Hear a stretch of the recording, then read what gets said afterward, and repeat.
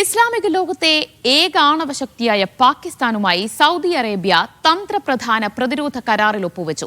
ഖത്തറിലേക്ക് നടന്ന ഇസ്രായേൽ ആക്രമണത്തിന് പിന്നാലെയാണ് കരാർ എന്നത് നിർണായകമാണ്. ഇരു രാജ്യങ്ങളിലേക്ക് ആരാക്രമിച്ചാലും പ്രതിരോധിക്കാനാകുമെന്നതാണ് കരാറിലെ പ്രധാന വ്യവസ്ഥ.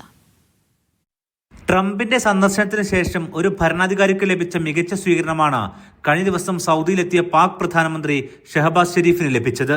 സൗദി അറേബ്യയുടെ F-15 യുദ്ധവിമാനങ്ങളുടെ അകമ്പടിയോടെ എത്തിയ അദ്ദേഹത്തെ സൗദി കിരീടാവകാശി സ്വീകരിച്ചു. ഇന്നലെ ഇരു രാജ്യങ്ങളും ഒപ്പുവെച്ച സ്ട്രാറ്റജിക് മ്യൂച്വൽ ഡിഫൻസ് എഗ്രിമെന്റാണ് ലോകശ്രദ്ധ നേടിയത്. ഇസ്ലാമിന്റെ രണ്ട് പുണ്യസ്ഥലങ്ങളുടെ കാവലാളായ സൗദി അറേബ്യയും മുസ്ലിം ലോകത്തെ ഏക ആണവശക്തിയായ പാകിസ്ഥാനും തമ്മിലുള്ള ഈ കരാർ മേഖലയിലെ രാഷ്ട്രീയ സമവാക്യങ്ങൾ മാറ്റിമറിക്കുമെന്നാണ് അന്താരാഷ്ട്ര മാധ്യമങ്ങളുടെ വിലയിരുത്തൽ. മിഡിൽ ഈസ്റ്റിലെ മാറുന്ന ഭൗമരാഷ്ട്രീയ സാഹചര്യം ഇതിൽ നിർണായകമാണ്. ഇസ്രായേലിന്റെ ഗസ വംശഹത്യയും ഖത്തർ ആക്രമണവും ഇതിൽ പശ്ചാത്തലമൊരുക്കുന്നുണ്ട്. ഗൾഫ് രാജ്യങ്ങൾ അമേരിക്കയുടെ സുരക്ഷാ ഉറപ്പുകളെ ആശ്രയിച്ചാണ് നിൽക്കുന്നത്. എന്നാൽ ഇസ്രായേലിന്റെ അടുത്ത സഖ്യകക്ഷിയായ US അവർക്ക് വേണ്ടി ഗൾഫിനെ മറക്കുമെന്ന് തെളിയിച്ചതായിരുന്നു ദോഹ ആക്രമണം. ഈ പശ്ചാത്തലത്തിൽ US പ്രതീകാത്മക മറുപടിയായും കരാറിനെ വിലയിരുത്തുന്നു.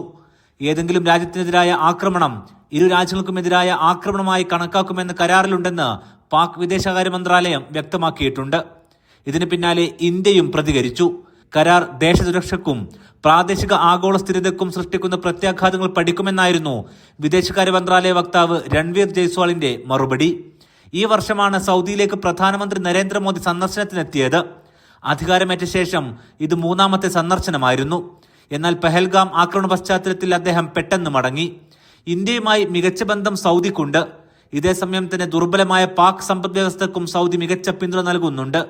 ഇന്ത്യ പാക് പിരിമുറുക്കങ്ങളുടെ പശ്ചാത്തലത്തിൽ കരാർ ഇന്ത്യയിലും വാർത്താ പ്രാധാന്യം നേടി. Aftab Rahman, media 1, Riyadh.